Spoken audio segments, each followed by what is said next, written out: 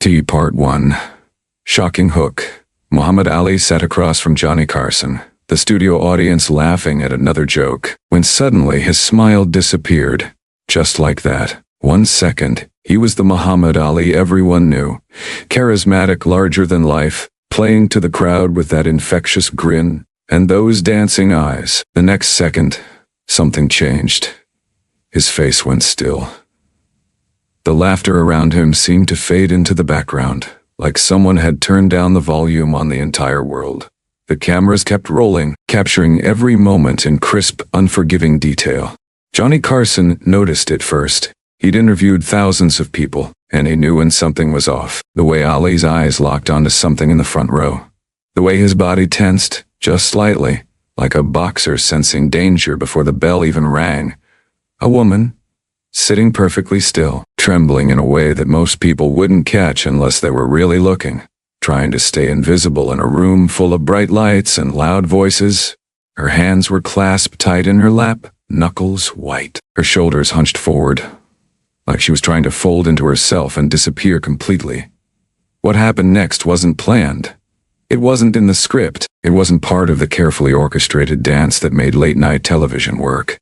And it left 20 million viewers sitting in their living rooms in complete, stunned silence. The master of smooth transitions and perfect timing would later say it was the most powerful moment in Tonight Show history, more important than any presidential interview, more memorable than any comedy bit, more real than anything that had ever happened under those studio lights.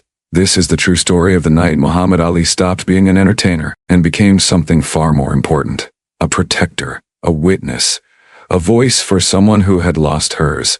What he did in the next few minutes changed that woman's life forever. It sparked a national conversation that had been ignored for too long. It proved that heroism doesn't always look like we expect. Sometimes it's quiet, observant, and profoundly compassionate. And it all started with one glance, one moment of recognition, one decision to see what everyone else was choosing to ignore.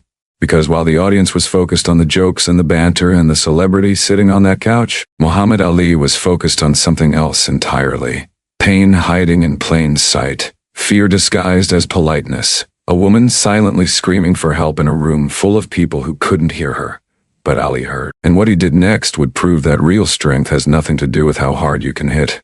It's about who you choose to protect when nobody's watching. A warm Tuesday evening in Burbank, California, where the palm trees swayed gently outside and the promise of summer hung thick in the air. Studio 6B at NBC Burbank was packed to capacity. Every single seat filled. Not an empty space in sight. The Tonight Show with Johnny Carson was the biggest platform in America. The kind of show that could make or break careers with a single appearance. Presidents appeared here to soften their image. Comedians came here to become household names. Legends were made here, under these same lights, on this same stage. And on this particular night, Muhammad Ali was the guest everyone wanted to see. Fresh off his controversial fights, his political activism, his refusal to be anything less than unapologetically himself, Ali was box office gold. Dangerous, charismatic, unpredictable in the best possible way. The energy in the room was absolutely electric. Audience members had waited months for tickets, camping out, calling in favors, begging friends of friends who worked at NBC. Some had traveled from across the country just for this moment. The crew buzzed with anticipation, checking cameras, adjusting lights, making sure everything was perfect. Johnny Carson's opening monologue had landed perfectly. As always, his timing was impeccable. Every pause, every punchline, every knowing glance at the camera hit exactly right. Laughter echoed through the studio in waves, rolling from the front rows all the way to the back. The band was tight. The energy was high, and everything was going exactly as planned. Muhammad Ali walked out to thunderous applause that seemed to shake the walls. That signature swagger in every step. He moved like someone who owned not just the room, but the entire world. Head high, shoulders back, that smile that could light up a stadium.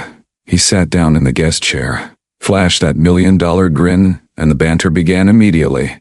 Politics, boxing, poetry, Ali reciting one of his famous rhymes, the crowd eating it up. The usual Ali charm on full display.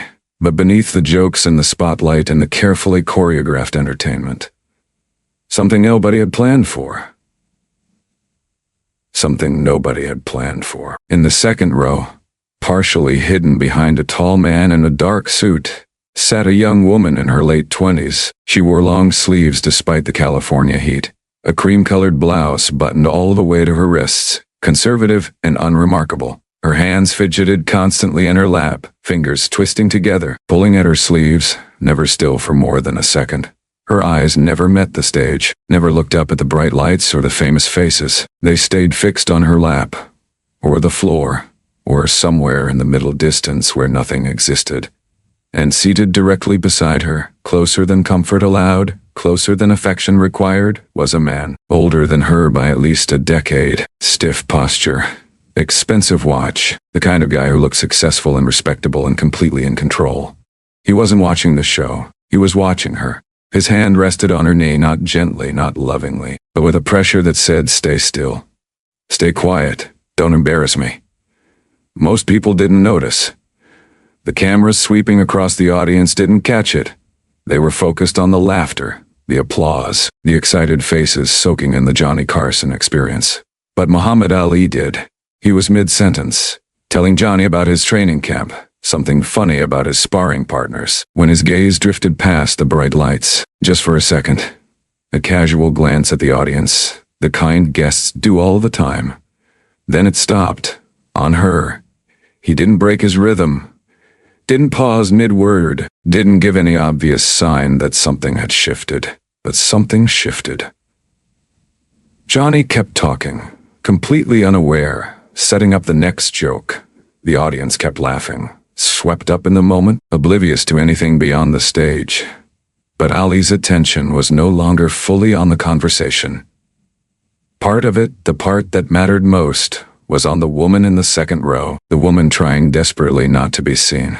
Part 3, the woman and unseen struggle. Her name was never revealed publicly. Even decades later, she remained anonymous by choice, a deliberate decision to protect herself, to maintain some boundary between her past suffering and her future healing. But those who were there that night remember her. They remember the way she sat, the way she breathed, shallow, careful, like someone afraid to take up too much space even in the air around her. She had come to the taping with her boyfriend, a local businessman with connections in the entertainment industry. He'd pulled strings to get front row seats, made calls, dropped names, ensured they'd have the best view in the house.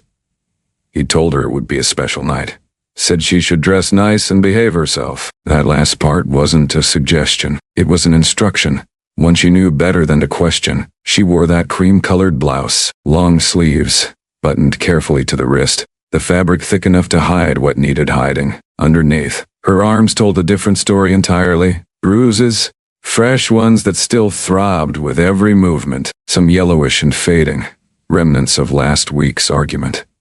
Others dark purple and new from 2 nights ago when she'd said something he didn't like. She couldn't even remember what she'd said anymore. It didn't matter.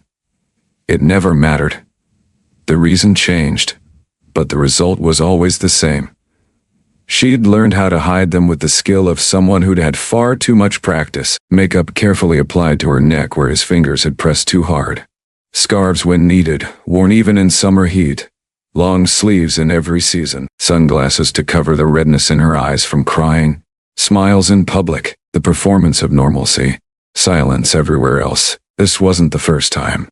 God, it wasn't even close to the first time. It had been going on for 2 years now, though if she was honest with herself, the warning signs had been there from the very beginning. She just hadn't known how to read them yet. At first, it was just words. Criticism disguised as concern. That dress makes you look heavy. You're not smart enough to understand this. You're lucky I put up with you. Then came the control, who she saw, where she went, what she wore, who she called. Her friends slowly disappeared, one by one, because he always had a reason why they were bad influences, or jealous, or trying to break us up. Then the isolation. Her family lived 3 states away, and he'd convinced her they didn't really care about her anyway. Hadn't they always been critical? Didn't they make her feel small? He made her feel small too. but at least he said he loved her while doing it. Then came the fear.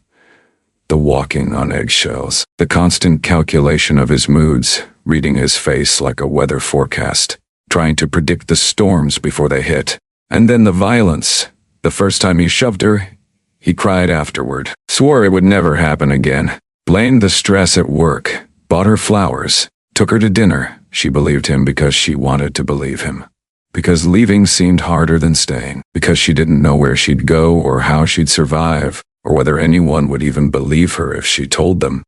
He was charming in public, successful, well-liked, the kind of man people respected. And she was just trying to survive one day at a time.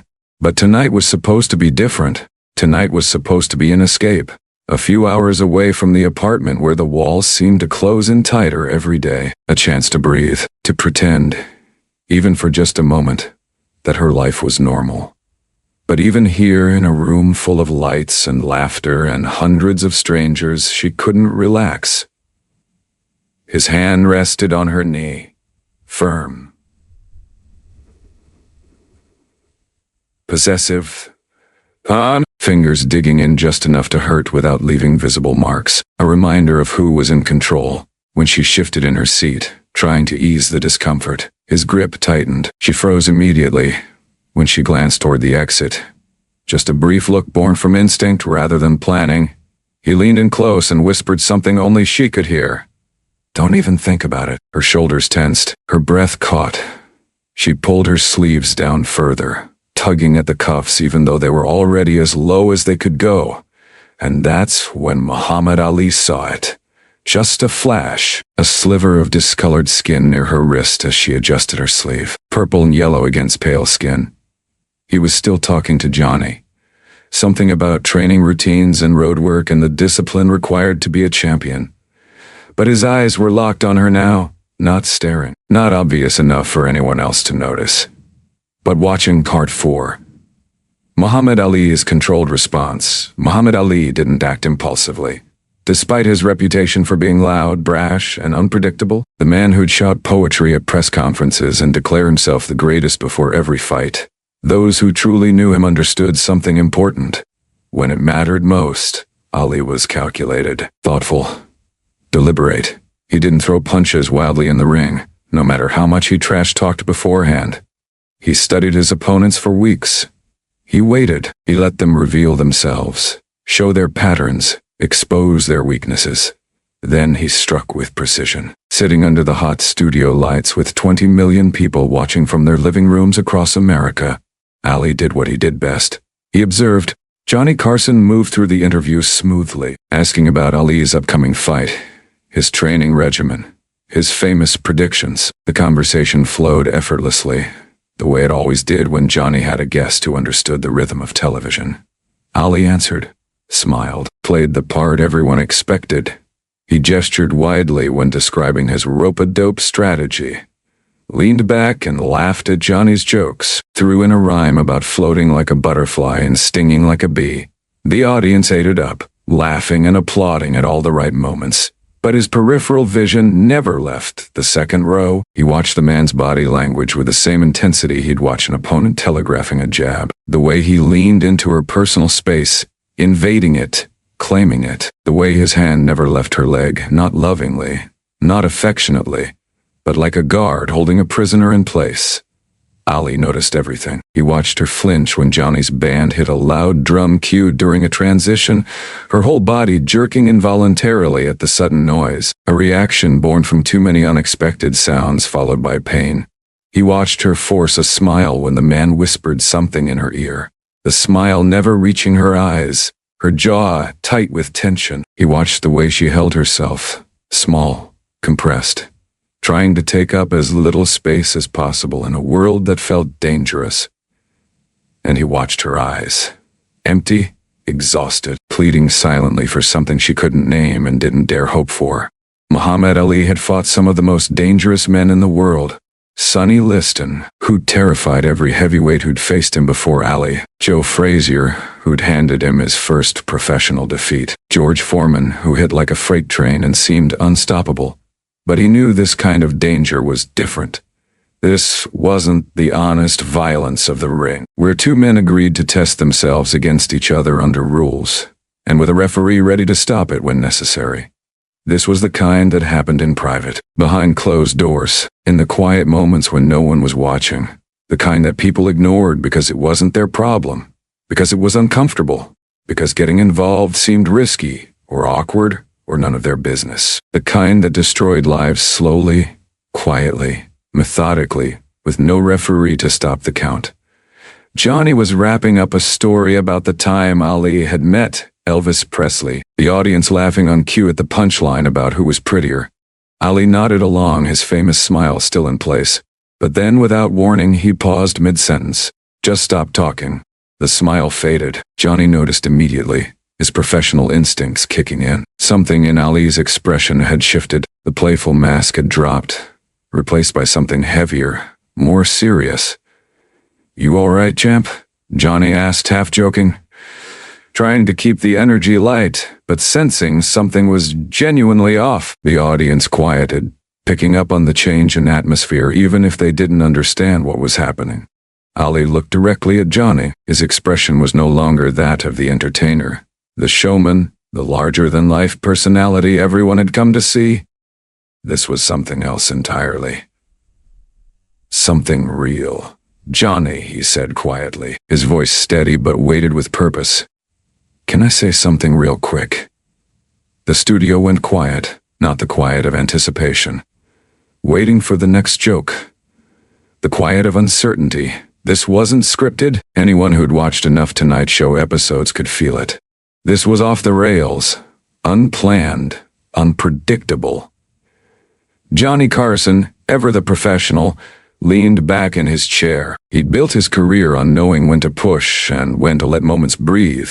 "Of course," he said, his tone shifting to match Ali's seriousness. "What's on your mind?" Ali didn't stand, didn't shout, didn't point or gesture dramatically. He simply spoke, calm, controlled, clear. "You know, people think strength is about how hard you can hit, how loud you can talk, how tough you look." He paused, letting the words settle. The audience was completely silent now. "But real strength is about who you protect when nobody's watching." Part 5. Tension and witnesses. The commercial break felt like an eternity. The moment the cameras cut and the red lights blinked off, the studio buzzed with whispers that filled the space like static electricity before a storm. Audience members turned to each other, confused, trying to make sense of what had just happened. What was that about? Did you see his face? Something's going on.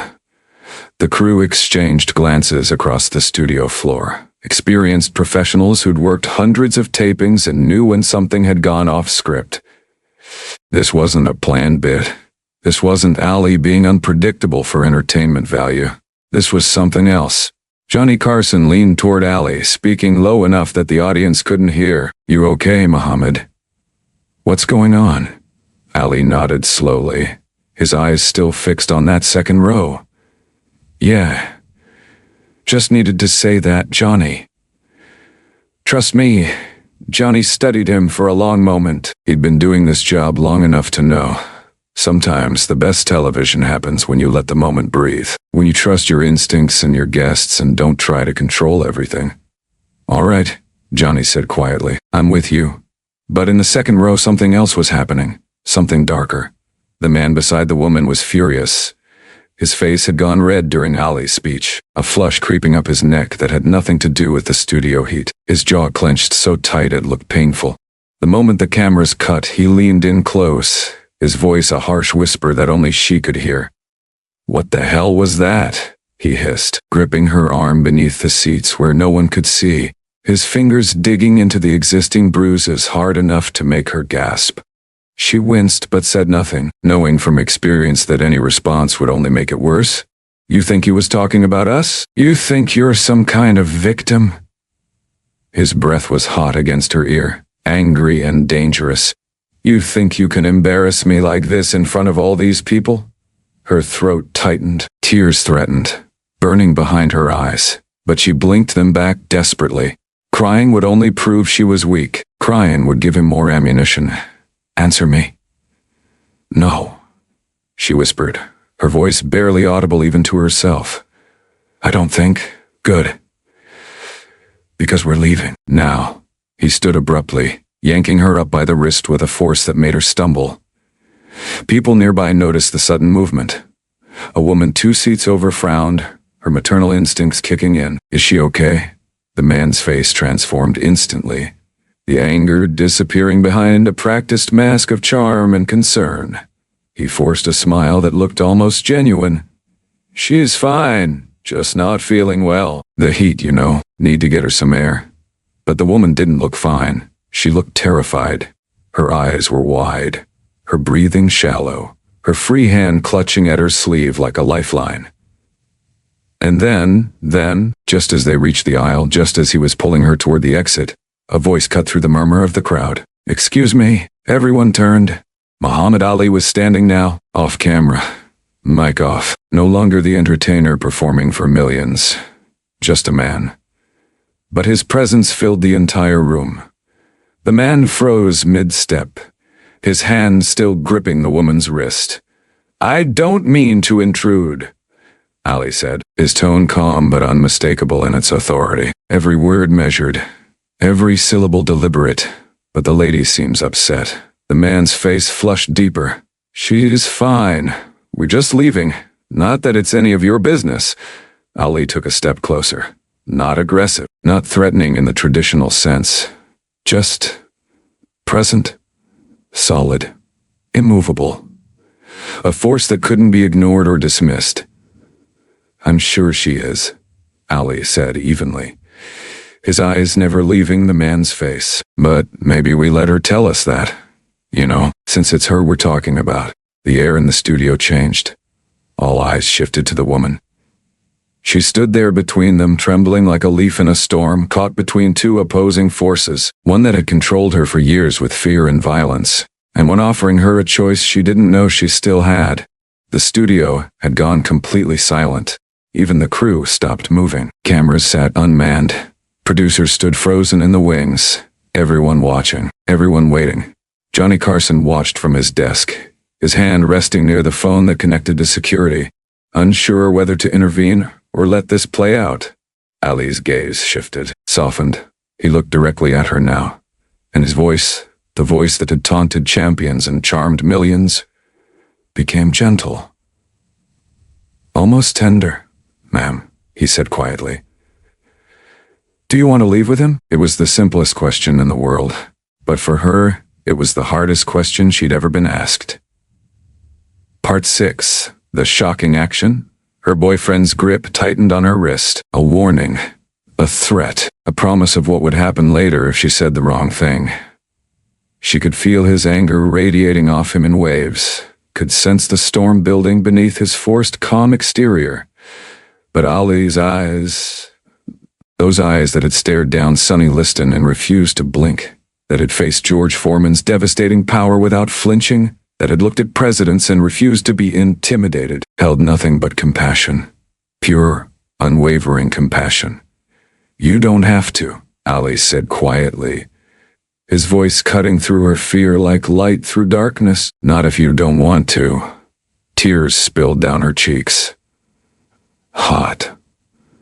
Unstoppable. 2 years of silence breaking open in a single moment. And then, for the first time in 2 years, for the first time since she'd lost herself in this nightmare, she spoke her truth, out loud, in front of witnesses. "No," she whispered, her voice shaking but clear enough for everyone to hear. "I don't want to go." The words hung in the air like a verdict. The man's face twisted in rage, the mask of civility cracking completely. "Are you serious right now? In front of all these people, after everything I've done for you?" His voice rose with each word, angry and desperate and dangerous. Ali stepped between them, not violently, not with aggression, but with absolute certainty. His body became a wall, a barrier, a line that said this far and no further. Calm but unshakable, the man looked up at him. Ali towered over most people, and right now he seemed even larger than his 6'3" frame. Immovable, unmistakable in his intent. "You don't know what you're talking about," the man sputtered, trying to regain control of the situation. This is none of your business. She's confused. She's not going anywhere with you, Ali interrupted, his tone leaving no room for debate. Security was already moving through the audience, alerted by the commotion. An NBC producer appeared from the wings, sensing the situation was escalating beyond a simple medical issue. Johnny Carson stood from his desk, walking over with measured steps. His voice was firm, carrying the authority of a man who'd commanded this stage for over a decade. "Sir," Johnny said to the man, his trademark wit completely absent, replaced with something harder. "I think it's best if you leave alone." The man looked around wildly, at the cameras pointed in his direction, at the audience members staring at him, at security closing in, at Muhammad Ali standing 2 feet away like an immovable mountain. He had no power here, no control. All the weapons he'd used to terrorize her in private, intimidation, isolation. The threat of violence meant nothing in this room full of witnesses. "This isn't over," he said to the woman, his voice low and venomous. "Yes, it is," Ali said simply.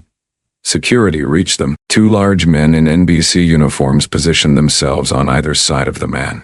"Sir, you need to come with us," one said firmly, with a final venomous glare at the woman. A look meant to terrorize, to promise retribution. The man turned and stormed toward the exit, flanked by security. Every person in the studio watched him go. The heavy studio door slammed shut behind him with a finality that seemed to echo in the silence.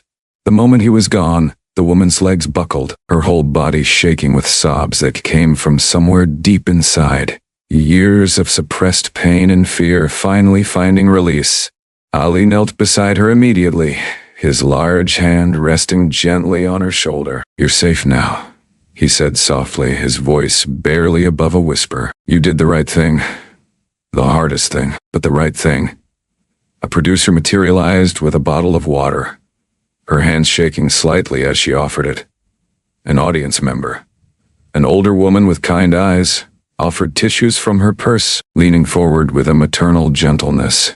"You're so brave," the woman whispered. So brave." And Johnny Carson, the man who'd hosted thousands of shows, who'd interviewed everyone from Frank Sinatra to Richard Nixon, who'd made America laugh through Vietnam and Watergate and every crisis in between, made a decision. He looked at his producer and nodded. Then he turned to the audience, many of whom were crying themselves now. "We're going to take a longer break, folks," he announced, his voice thick with emotion. "But I promise you, this woman is going to be okay." The audience erupted in applause. Not polite applause, not entertainment applause, but something deeper. Applause for courage, for truth, for a woman finding her voice, for her. Part 7. Resolution, Safety, and Moral. What happened next wasn't broadcast. The cameras stayed off during the extended break. NBC's legal team was already on the phone, conferencing with executives, discussing liability and protocols. Johnny Carson sat with the woman, along with Ali, in a quiet corner of the studio, as a crisis counselor was called. But what was captured, and what later leaked to the press through crew members who couldn't keep such a powerful story to themselves, was even more remarkable. Muhammad Ali didn't just step in and walk away. He didn't perform his heroic act for the cameras, and then move on to his next interview. He stayed. For over an hour after the taping ended, long after the audience had been dismissed and the lights had dimmed and the crew had started breaking down equipment, Ali sat with that woman in a private room backstage. He listened. He didn't preach, didn't lecture, didn't try to fix everything with words or advice or his celebrity status. He just listened. She told him everything, the isolation, how he'd systematically cut her off from friends and family until she had no one.